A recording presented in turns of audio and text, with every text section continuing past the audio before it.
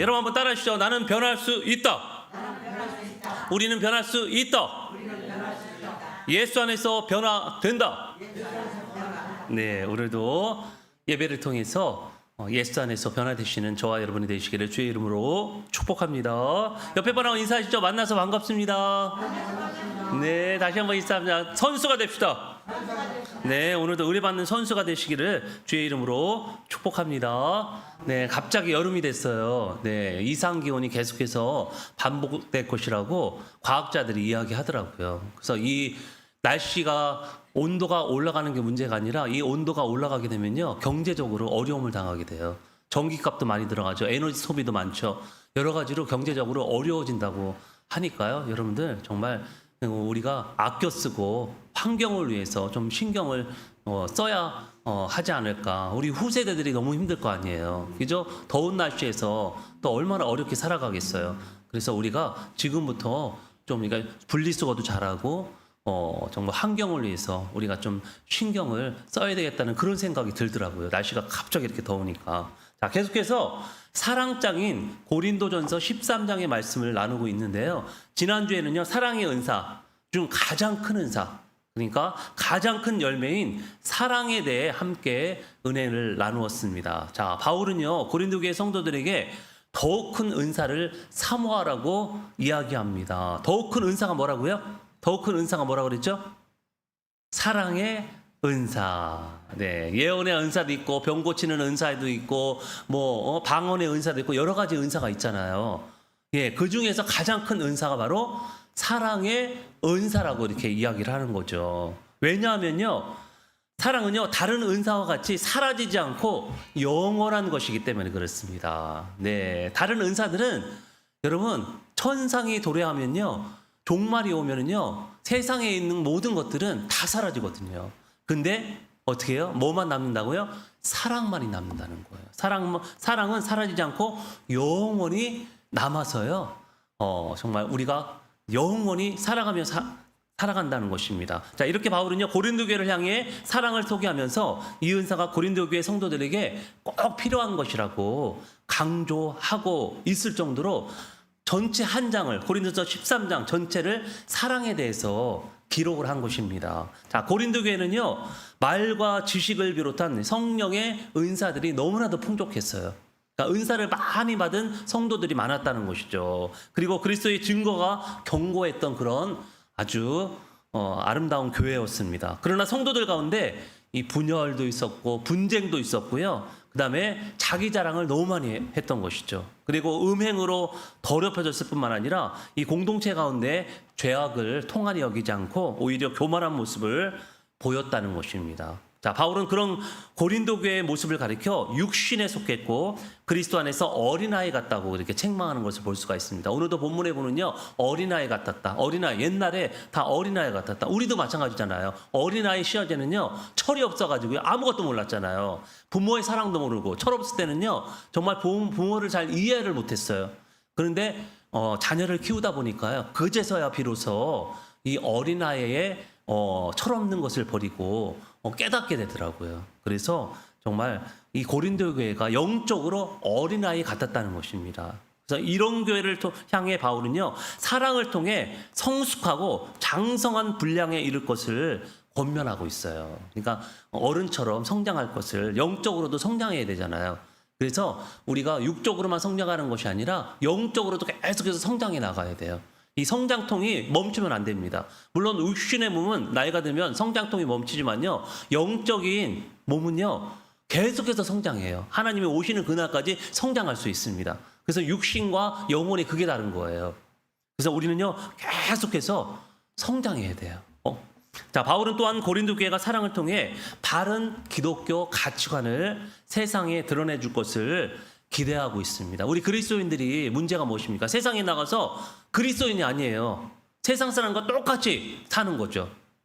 그러니까 그리스도인답게 우리가 살아가야 된다는 것입니다. 그리스도인답게 영향력을 발휘하고 그리스도인답게 선한 영향력을 끼쳐야 된다는 거예요. 그래서 교회 다니는 사람들 중에 선한 영향을 끼치는 사람들이 얼마나 많습니까? 탤런트 션 같은 경우는 막 마라톤 해가지고 많은 사람들을 막 도와주잖아요. 병원도 막 큰 거 세우고. 그죠? 불치병 고치는 막 큰 병원도 세웠지 않습니까? 후원금을 받아가지고. 그렇게 영향력 있는 연예인들도 있잖아요. 영향력 있는 그런 사람들도 있어요. 그래서 그런 사람이 왜 그런 일을 할까요? 사랑 때문에 하는 거죠. 자신이 받은 사랑이 너무 크기 때문에, 예수님의 사랑이 너무 크니까요, 가만히 있을 수가 없는 거예요. 그러니까 서울부터 대전까지 뛰는 거죠. 예, 그렇게 먼 거리를 뛰면서 후원을 받아가지고요, 불쌍한 사람들, 연약한 사람들을 도와주는 거예요. 사랑하는 여러분, 하나님 나라가 완성하는 그때는요, 모든 은사는 그 의미를 상실하겠지만 사랑만은 영원히 존재한다는 것입니다. 그래서 우리는 다른 어떤 것에 집중할 것이 아니라 사랑하는 일에 집중해야 된다는 거예요. 예, 사랑하는 일에. 하나님이 주신 제일 되는 계명이 바로 하나님 사랑, 이웃 사랑이기 때문에 그렇습니다. 남은 인생 하나님과 이웃을 뜨겁게 사랑하며 주신 사명 감당하는 저와 여러분이 되시기를 주의 이름으로 축복합니다. 아멘. 자, 그동안 16주 동안 고린도전서 13장을 살펴봤는데요. 오늘은 사랑장을 마무리하는 시간을 갖도록 하겠습니다. 자, 우리는 지금 불완전한 시대를 살고 있어요. 여러분도 한번 세상을 한번 보세요. 완전합니까? 또 완전한 인간 있어요? 완전한 세상 여러분 보셨나요? 없잖아요. 저도 완전하지 않고 여러분도 완전하지 않아요. 왜냐하면 죄로 인해서 무너졌기 때문에 그렇습니다. 죄로 인해서 불완전한 사람이 된 거예요. 죄로 인해서 세상이 불완전해진 것입니다.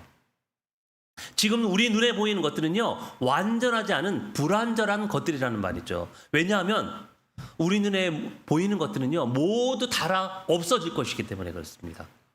히브리서 1장 11절에서 12절의 말씀을 우리 함께 같이 한번 읽어볼까요? 예, 히브리서 같이, 예. 11절과 12절의 말씀을 같이 읽겠습니다. 시작. 그것들은 다 멸망할 것이나 오직 주는 영존할 것이요 그것들은 다 옷과 같이 낡아지리니 의복처럼 갈아입을 것이요 그것들은 옷과 같이 변할 것이나 주는 여전하여 연대가 다함이 없으리라 하였으나. 자, 11절에 그것들은 무엇이죠? 말씀드려도 눈에 보이는 세상의 것들입니다. 여러분이 눈에 보이는 세상의 것들, 그러니까 주께서 지으신 하늘과 땅, 즉 피조 세계를 뜻한다는 거죠. 피조물이라는 것은요, 어떤 신이 어떻게 지었다는 거예요. 지음을 받았다는 뜻이죠. 그래서 이 피조 세계, 우리가 피조물이잖아요. 예, 스스로 생겨난 것이 아니라 누군가에 의해서 만들어진 걸 피조물이라고 합니다. 그래서 이 모든 눈에 보이는 세상은요, 피조물이에요. 스스로 만들어진 게 아니에요. 하나님이 만드신 세계입니다. 이 세계가, 이 눈에 보이는 세계가요, 결국은 어떻게 해요? 다 없어질 것이라는 것이죠. 이제 종말이 오면 다 없어진다는 거예요. 자, 여러분 너무 아쉬우십니까? 어차피 천국에 가실 때 한 번도 못 가고 가시잖아요. 그건 아시잖아요. 그죠? 알면서도 왠지 아쉬워요. 여러분, 종말이 때 세상의 모든 것들이 없어질 것이라는 것은 그리 충격적인 말은 아니에요. 그럼에도 불구하고 아쉬워요. 특히나 이 땅에서 돈을 많이 번 사람들 얼마나 아쉽습니까? 놓고 가려니까. 근데 10원 한 장 못 가지고 가요.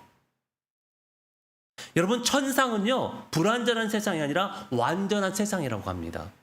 완전한 세상을 경험하게 된다면 이 불완전한 것들에 대해서 더 이상의 미련을 갖지 않게 된다는 거예요. 여러분, 우리 그리스도인들은요, 천상을 바라보는 사람들이기 때문에 이 땅에 있는 것들에 미련을 두면 안 됩니다. 예. 내가 벌어놓은 거 아까워서 어떻게 가나? 예. 내 자식들 못 볼 텐데 어떻게 가나? 천국에. 예. 그런 미련들을 다 버리셔야 돼요. 그래서 우리는요, 영적으로 천국을 늘 경험해야 하는 것입니다. 우리는 영적으로 천국을 경험할 수 있어요. 믿음이 있으면 보이거든요, 천국이. 바울이 이런 천상을 경험한 사람이에요. 바로 사도 바울이 고린도후서 12장에서 고백했는데요. 셋째 하늘의 경험을 고백했습니다. 셋째 하늘 들어보셨어요? 예? 유대인들은요, 첫째 하늘도 있었고요, 둘째 하늘도 있었고, 셋째 하늘도 있었습니다. 예, 예. 유대적 사고에서는요, 첫째 하늘이 뭐냐면요, 대기권을 말해요. 구름. 여러분, 구름 보이시죠? 거기 대기권. 그거를 첫째 하늘이라고 그들은 이야기합니다. 그리고 둘째 하늘은요, 하늘은 별들이 있는 우주. 예, 예. 구름 너머에 있는 우주 있잖아요. 이거를 둘째 하늘이라고 그랬어요. 그럼 셋째 하늘은 뭐예요? 하나님의 보좌가 있는 천상을 의미합니다. 그래서 사도 바울이 경험한 것이 첫째 하늘, 둘째 하늘 다 경험했잖아요. 근데 셋째 하늘은 경험하기 힘들잖아요. 근데 환상 중에 셋째 하늘을 경험한 거예요. 그러니까 하늘나라를 보고 왔다는 거죠. 낙원을 보고 왔다고 하는 거예요. 그것은 단순한 장소의 이동이 아니라 이 하나님의 임재가 완벽하게 통치하는 완전한 나라, 그 나라를 사도 바울이 경험하고 왔다는 것입니다. 여러분, 우리가 살아가면서 감당하기 힘든 고난을 만날 때 하나님은 도대체 어디에 계시는 걸까? 보이지 않는 하나님은 도대체 어디에 계시는 걸까? 지금 어디에 계시죠? 어디에 계세요? 우리 마음속에 계시잖아요. 여기 임재하셔서 우리와 함께 하시잖아요. 사도 바울 역시 육체의 가시와 수많은 박해 속에서 그 길을 걸어갔던 사람입니다. 그러나 그가 그 모든 역경을 이겨내고 끝까지 사명을 완수할 수 있었던 비결이 뭡니까? 여러분, 천상의 소망을 가졌기 때문에 그래요. 자신이 경험한 이 신비로운 체험 때문에 아무리 고난 가운데서도 그걸 참고 이겨낼 수 있었다는 것이죠. 여러분, 소망이 있는 사람은요, 무너지지 않습니다. 근데 꿈도 없고 소망도 없는 사람들은 쉽게 무너져요. 살아갈 힘이 없어요. 근데 꿈이 있는 사람들은요, 막 열정이 생기고 막 살아갈 힘이 생기고 막 그러거든요. 여러분들, 꿈을 가지시기를 축복합니다.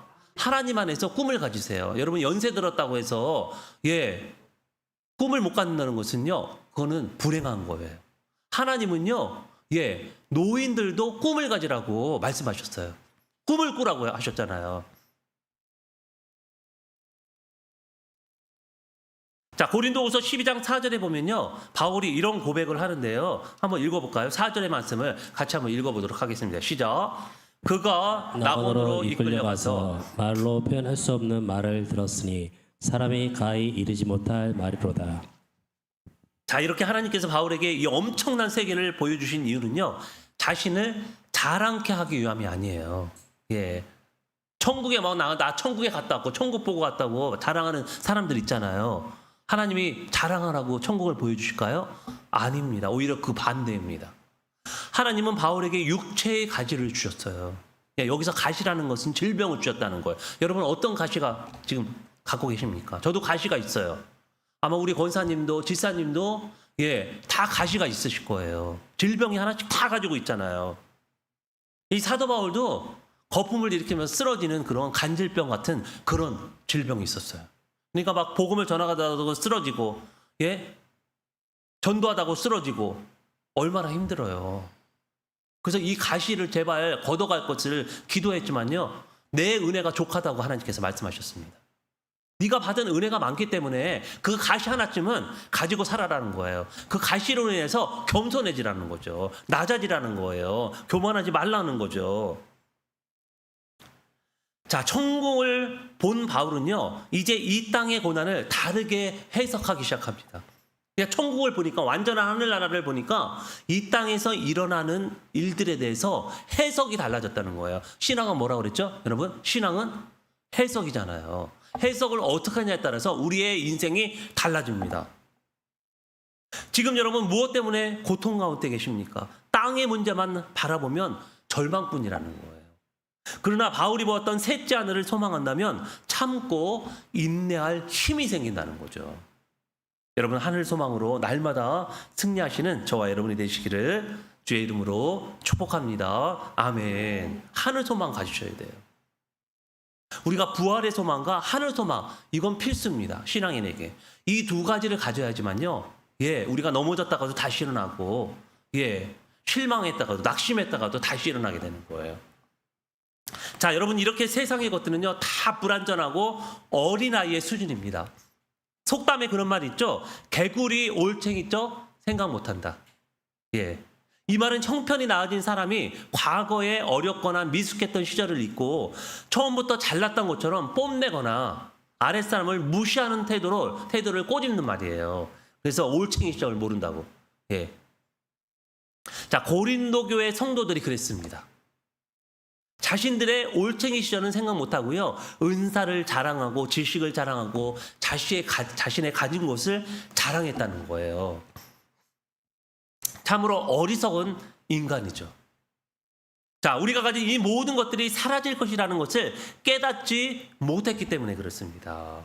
내게 아니에요. 여러분 것이라고 생각하시죠? 천만의 말씀입니다. 우리 게 아닙니다. 모든 것이 하나님 거예요. 그냥 하나님이 잠시 맡겨두신 거예요. 여러분, 잠언서에 말하는 중심 내용이 뭐죠? 어리석은 자로 살아갈 것인가, 아니면 지혜자로 살아갈 것인가. 예.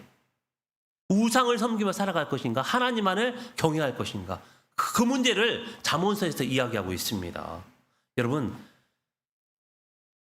자기가 가진 것을 자랑하며 의시되며 살아갈 것인가, 아니면 자신의 가진 것을 하나님의 것임을 인정하고 청지기로 살아갈 것인가, 여러분의 믿음에 달려 있습니다. 아무쪼록 지혜자로 살아가시기를 축복합니다. 아멘. 자, 이제 사도 바울은요, 천상에 가면 어린아이 같이 깨닫지 못한 일들이 얼굴과 얼굴을 대하여 보는 것처럼 선명하게 드러날 것이라고 합니다. 여러분, 지금 우리는요, 죄로 인해서 모든 것이 가려져서요, 부분적인 것만 볼 수 있는 거예요. 지금 우리가 세상을 바라보는데요, 여러분, 부분적인 것만 보는 거예요. 왜냐하면 죄 때문에 소경이 되어서 다 볼 수가 없는 거예요. 그러나 천상에 가면 보이지 않던 것들이 다 보이게 된다는 것입니다. 그러니까 여러분, 조금 답답하시더라도 조금만 참으시고요, 소망의 마음을 품고 살아가시기를 바랍니다. 자, 이제 사도 바울은 성경에서 가장 아름다운 구절 중 하나로 꼽히는 이 말씀을 전하고 있는데요. 마지막 절입니다. 고린도전서 13장 13절. 예. 그러니까 성경에서 가장 아름다운 구절 중에 하나예요.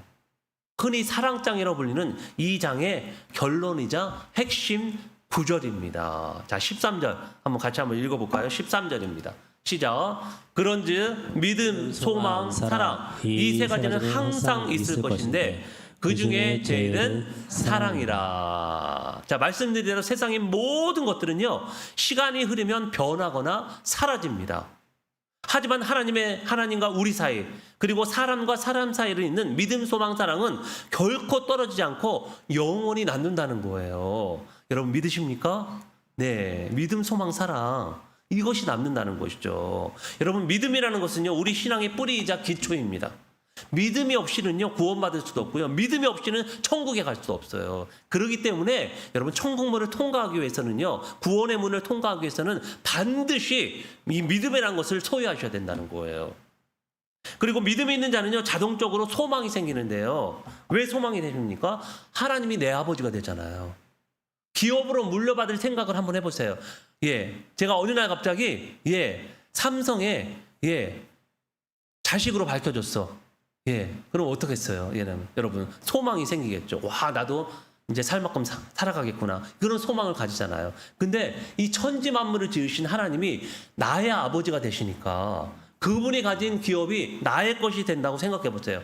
그럼 소망 가운데 살아갈 수밖에 없는 것입니다. 그래서 소망은요, 미래 천상을 바라보게 하는 것입니다. 여러분, 이 힘든 세상에서 우리가 무슨 힘으로 살아가겠어요? 무슨 힘으로 살죠, 여러분? 천국을 소망하면서 하늘 소망으로 살아가야 할 힘과 재미가 생기는 거예요. 그리고 무엇보다도 이 모든 것을 완성하는 최고의 가치가 있다고 하는데요. 그 최고의 가치가 무엇입니까?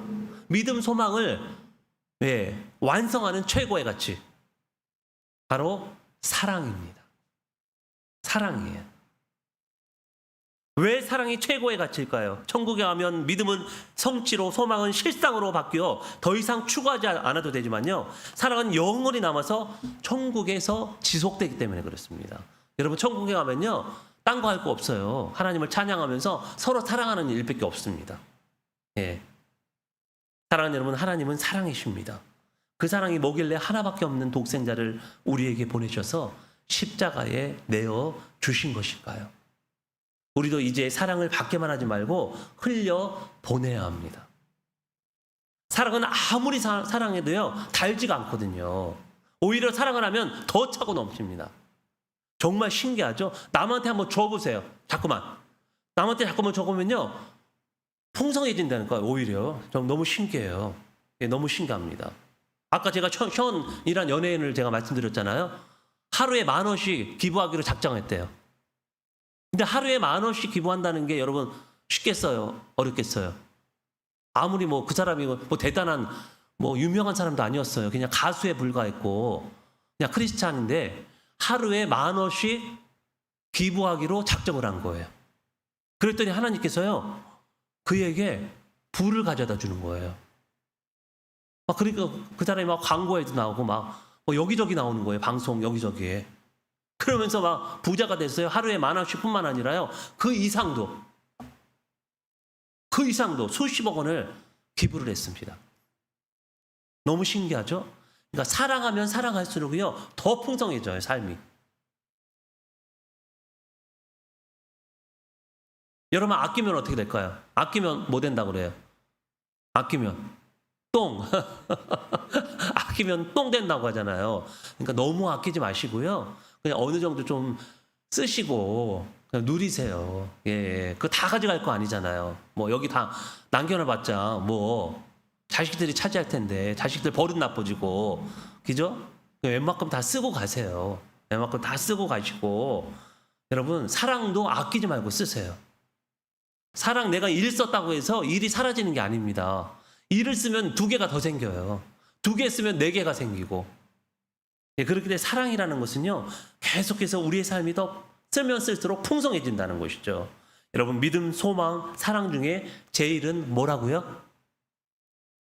사랑입니다. 뭐니 해도 단연코 사랑이라는 거예요. 여러분 남은 인생 하나님을 뜨겁게 사랑하고 이웃을 뜨겁게 사랑함으로 세상을 아름답게 변화시키는 사랑의 전도자들이 다 되시기를 주의 이름으로 축복합니다. 아멘. 옆에 분하고 인사하시죠. 사랑이 제일입니다. 같이 인사할까요? 다시 한번 인사할까요? 사랑하며 삽시다. 네, 사랑하며 살아요. 얼마나 행복해요. 사랑이 많은 가정, 사랑이 많은 교회, 사랑이 많은 공동체는요 행복할 수밖에 없습니다. 이 사랑의 원리가 그렇거든요. 예. 사랑의 원리가 그래요. 주면 줄수록요 더 풍성해지고 너무너무 신기하죠. 예, 신기하고 놀라워. 그런 찬양도 있잖아요. 예수님의 사랑 신기하고 놀라워. 예, 그 사랑을 그 신기하고 놀라운 사랑 여러분들 마음껏 하시고요. 마음껏 누리시기를 다시 한번 주의 이름으로 축복합니다. 아멘. 함께 찬양하고 우리 말씀을 묵상하면서 결단의 기도 주님 앞에 드리기를 소망합니다.